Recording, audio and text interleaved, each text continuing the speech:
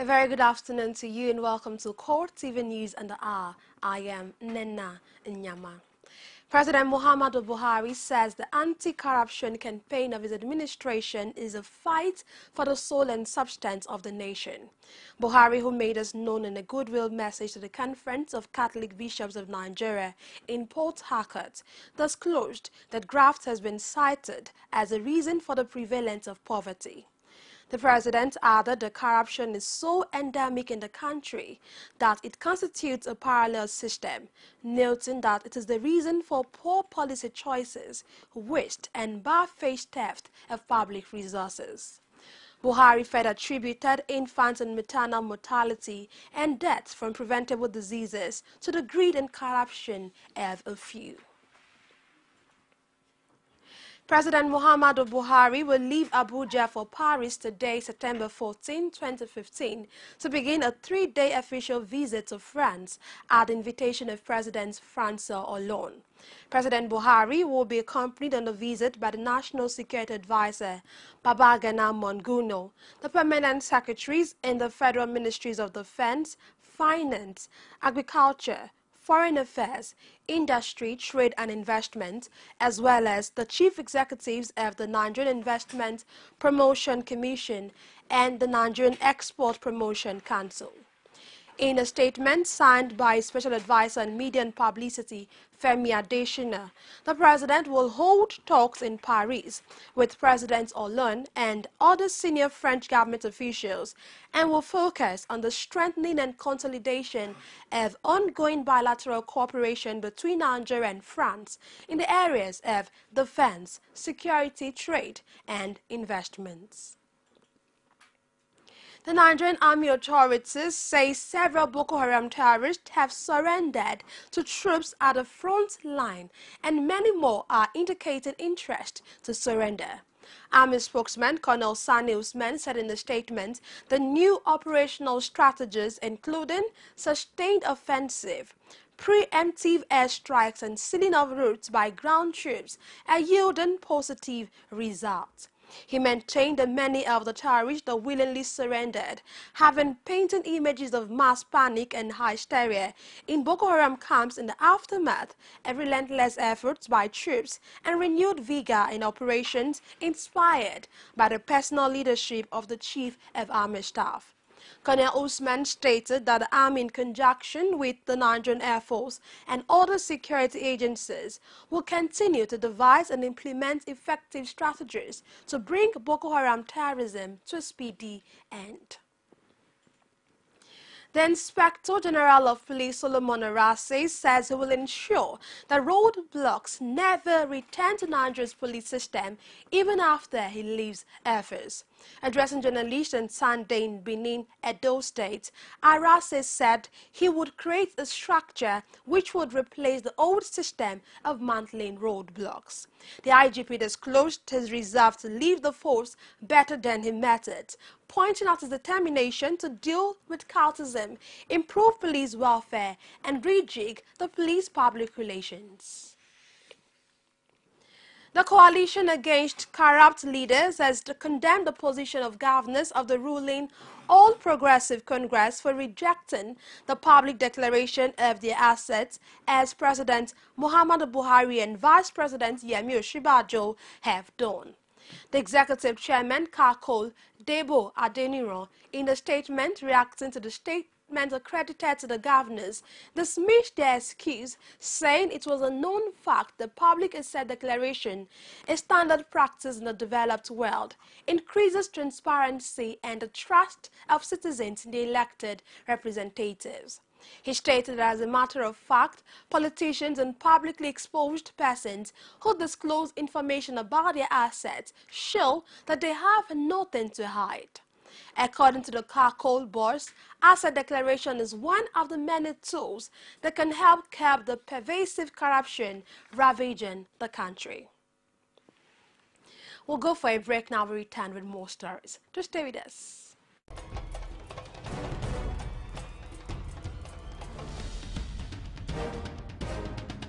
This is what the people are saying. You don't run a big economy with generator. They need to do more in terms of energy, and power. Many things to do for this Nigeria about lights, water, and new TT. For Nigerians that are not gullible, we know that good laws have done nothing good for this country. Buhari won the election convincingly. Talk to your husband that you should keep promise about what you said, and because people are watching you, you know, another election is coming. Also, some people will strong for Yoruba land, will be strong man, you don't die. This nation is moving forward. The best is going to take place. The people giving voice to the voiceless. Glad to have you back. This is still CoreTV News on this hour. For more of our news stories and information, you can join us on the social media platforms, facebook.com/CoreTV News, and on our Twitter handle @CoreTV News NG. And also on our YouTube channel, youtube.com/CoreTV News. And now to Plateau State, a one-story building belonging to Abu Naib Islamic School on Gero Road in the Bukuru area of Jos South Local Government area of Plateau State last night collapsed on pupils, killing an unconfirmed number of children. The National Emergency Management Agency, NEMA, disclosed that 4 persons died in the incident and 5 others injured, but sources in the community said the death toll is higher and that the figure is likely to rise, considering the degree of the injuries sustained by many of the pupils. The pupils, believed to be between the ages of 6 and 8, were said to be receiving Islamic lectures in the evening when the building collapsed.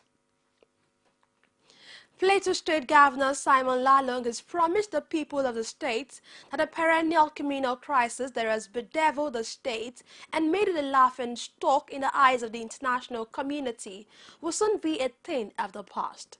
Our Plateau State correspondent has details in this report presented from our studios. Perennial crisis in Plateau State that has defied all solutions has once again come into front burner, with stakeholders urging the state government to do more in addressing the situation. The violence has also escalated since the advent of the APC-led government in the state, with the Christian Association of Nigeria (CAN) Plateau branch recently given a figure of over 250 as those killed in the Riam and Barakin-Ladin local government areas within the past few days. The state's governor Simon Lalong, however, advocated for understanding while stating that he has taken some major reconciliatory steps in bringing the warring parties to a roundtable for peaceful dialogue. You know that as part of the effort to ensure peace building, we set up that committee. We set up the committee, the joint committee between the Fulani and the Biros. Whether we like it or not, the conflict is between Fulani and the Biros. It's not Fulani alone. It is not Birom alone. They've told us that yes, there's a conflict between them. There's a fight between them. The level of suspicion has risen quite dramatically since the fighting, which claimed several lives, just as youth of the state were at the State House of Assembly to vent their frustration at the intractable crisis. Most residents, however, look to the federal government for a solution, like it's been done in the northeast of the country. We started with the Fulanis, we understood them. The next one was that we put all of them together. That day, it was, yes, hot, very hot. But at the end of the day, suggestions were made that, yes, we had the opportunity to ventilate our anger. Now is the solution to the crisis. We want to find solution to the crisis. Not solution that will temporary, but that will last very long. So government now agreed. We agreed that yes, since you've agreed, tell us the number of people that you want. And they gave 7. Picked 7 this side, 7 this side. They picked their 7. And to ensure neutrality, we agreed that government will provide the chairman, provide the secretary, and other coordinating unit is to listen to them. And because of that crisis, the committee was no longer sitting because all the sides were afraid to come to that meeting. But happily, in the last 2 weeks, they have resumed again. They are all back to the meeting. And And at the time they were already meeting, they were already reaching some far-reaching conclusions that will assist government. Government cannot just go in without getting the report from that committee. The governor says the issue will continue to receive his utmost attention until it's resolved, while also blasting those he referred to as fifth columnists for the continued crisis, which he says may impede his ability to deliver on campaign promises. Still on Plateau State, local government newly sworn and caretaker chairman has elected a new set of executives to run the affairs of the Association of Local Governments of Nigeria in the state. Our Plateau State correspondent has more in this report presented from our studios. The Association of Local Government of Nigeria, a body saddled with the responsibility of defending the rights of local government officials in Nigeria, have elected new officials for the Plateau State chapter to fill the vacant positions created by the sacking of the previous elected council chairman. The election, which was held behind closed doors, saw the emergence of the Caretaker Management Committee chairman of Function Local Government Council, Stephen Jinks. The new chairman promised to do his best for the association. My name is Stephen Jinks. I'm the Management Committee Chairman at Function Local Government. Now to the question he asked me.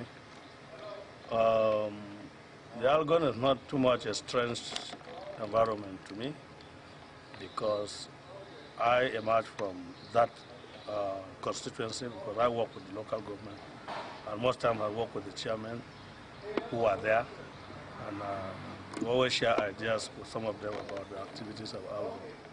So to a large extent, I will be able to, for me, I will be able to I know the nitty-gritty of some of this, what happens in Algon, except that the top secret, I may not know. But as far as I'm concerned, the Algon is an umbrella body you just bring to coordinate the activities of the chairman, and that's all. There's nothing too strange about it. With the cooperation of my colleagues, I think we should be able to get somewhere. I don't think it's going to be a difficult task. The new Algon chairman, in his response to questions from journalists, says only 3 LGCs in the state are viable and that the rest just depend on what can be given to them from the state and federation accounts. To be honest with you, we met a very precarious situation on ground, and we're just trying to come out of it. This problem of non-payment of salary is not that it ended with the federal government or state government alone. It has gone down the local government area. And so far, we have been trying to manage ourselves to see if we can pay the salaries as at when due. And for now, I think apart from 2-3 local governments, all the rest are in minus. Like I said, we are new. I have not been in the Algon as an Algon man. We will get the constitution of Algon, go through it, know what it entails, and then we can now introduce ourselves to the national Algon so that we will key into whatever they are doing as Algon. He, however, added that he remains optimistic that the economy will improve the present state of affairs and ensure the payment of salaries. And now to Lagos State, the new General Manager of the Lagos State Traffic Management Authority, LASMA, Mr. Bashir Brahima, has urged the officers of the agency to devise a modern method of removing gridlock in the state without chasing vehicles. Addressing senior LASMA officers, Brahima advocated the use of electronic documentation in the arrest of the faulters, adding that the days of impunity and extortion of money from motorists are over. The LASMA boss said the agency is the engine room of the state's economic growth, while urging the traffic officers to be dedicated to duty. The Federal Road Safety Corps FRSC says road crashes in the country can be prevented if motorists adhere to the safety guidelines. In a statement, the Assistant Corps Commander Otta Leye Adegboyega said most accidents in the country are not caused by bad roads, but by the careless attitude of road users. Adegboyega disclosed that in a bid to check the recklessness of commercial drivers, a special operation involving the FRSC, men of the Nigerian Navy, Nigerian Security and Civil Defense Corps, the Nigeria Police Force, and officials of the Ogun State Traffic Compliance and Enforcement Corps would commence soon. The Ogun State Police Command has arrested 3 suspected cultists in the state. The suspects were arrested at different locations within Ago Iwoyo. They include 1 Toby Richard, male, of the Department of Political Science, Olabisi Onabanjo University, Ago Iwoyo, 200 level, aged 23 years, and member of Alaro Bukania Confraternity. Babatunde Jibril Abiodun, aged 25 years, Department of Geography Education, 400 level, OOU of Alora Bukania Confraternity, and Ifeanyi Obamwe, male of Lagos State Polytechnic, Laspotech, HND1, Department of Banking and Finance, aged 23 years, a member of AF Confraternity. According to Police Public Relations Officer Ogun State, Muyiwa Adejobi, the suspects have confessed to be members of the cult groups as indicated against their names. The command has now vowed to continue the hunt for any individual or group of people who may want to cause trouble in Ogun State, as all hands are on deck for adequate protection of lives and property. To join us for more stories in business, foreign and sports news after this break. You can now watch CoreTV News live from anywhere in the world on our Bukania. website, www.coretvnews.com. Click on Live TV on our website and watch us live. And welcome to CoreTV Primetime Days. To follow us on Twitter, click on Twitter icon on our website. On Facebook, click on the Facebook and YouTube to see all our previous news production. You can also watch us live on YouTube. Click CoreTV, leave a space, then news. CoreTV News, our 24-hour news station.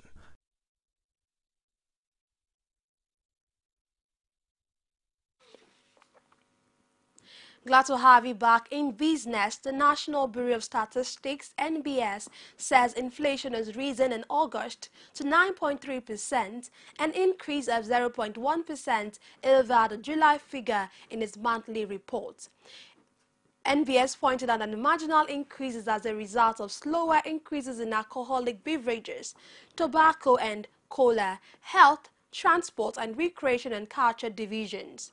The statistics also showed that despite the regulation and subsidy on petroleum products by the federal government, fuel still sells higher than the official price of 87 naira per litre across the country. Consumer Protection Council (CPC) has summoned 3 top executives of VIP Express Tourism Limited to answer to allegations of gross abuse of the rights of its customers. Those summoned include the Chief Executive Officer, one Samuel Owosheni, and Isaac Omagbemi. They are expected to appear before the Council today, September 14. The trio will, according to a statement issued by the Council, testify, make depositions, and give evidence in relation to allegations of reneging on terms of subscription agreement to its hospitality packages with customers.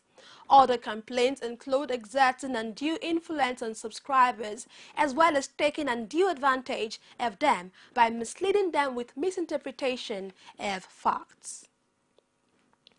Acting Chairman of the Federal Inland Revenue Service, FIRS, Tunde Fowler, has handed down a strong warning to firms who do not fully remit their taxes to government coffers. Fowler, who made this known today at a meeting of the Joint Task Board in Abuja, maintained that defaulters will be made to face disciplinary action.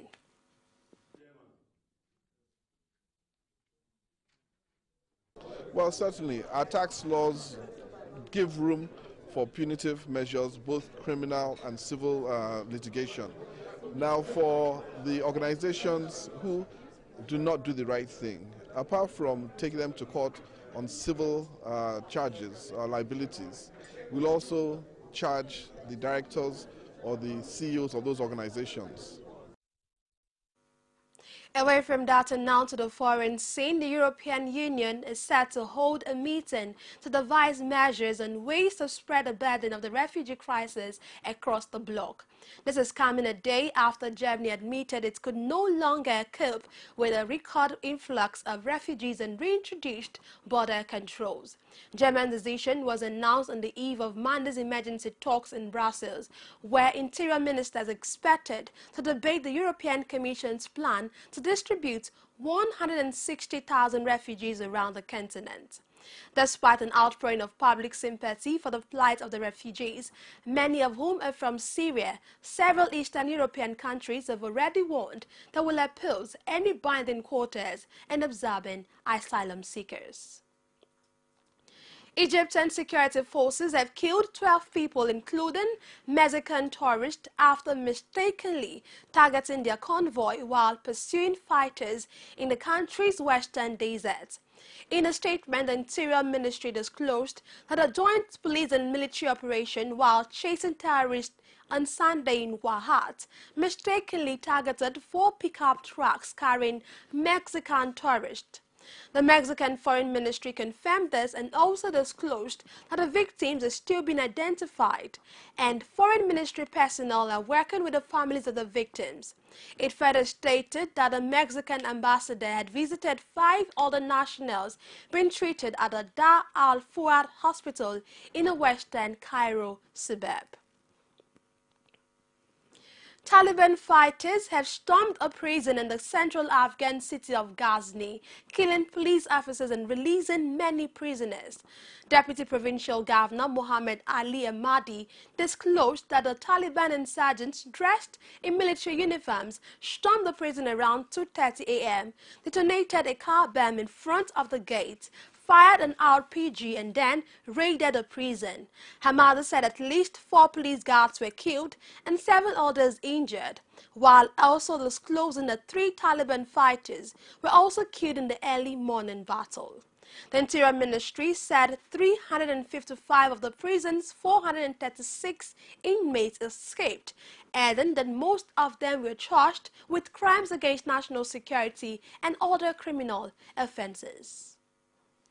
And now to sports. World number 1 Novak Djokovic beat Roger Federer in 4 dramatic sets to win his second U.S. Open and 10th Grand Slam title. The Serb won 6-4, 5-7, 6-4, 6-4 in New York and will end the year with 3 of the 4 tennis majors. Djokovic, 28, kept his nerve in front of a heavily pro-Federer crowd at Flushing Meadows. With this victory, Djokovic now has 10 career Grand Slams. Djokovic has won all 4 Grand Slams for the second time in his career. Britain's Mo Farah has won the Great North Run for the 2nd year in a row in a thrilling finish ahead of Stanley Biwott of Kenya. Farah, 32, was made to work hard as Biwott, runner-up at the 2014 London Marathon, led for much of the race. The Olympic and World 5,000 meters and 10,000 meters champion, however, produced a trademark sprint finish to take the lead in the final 400 meters and won in 59 minutes 22 seconds. The fastest half of a marathon, the cat retained the women's title she won in record time last year. 6-time Paralympic gold medalist David Ware claimed the record, equaling 6th men's wheelchair crown, and fellow Briton Shelley Woods won her 7th wheelchair title after her main rival crashed close to the finish. And that's it on the news. Thank you so much for watching. I am Nana Nyama. Good afternoon.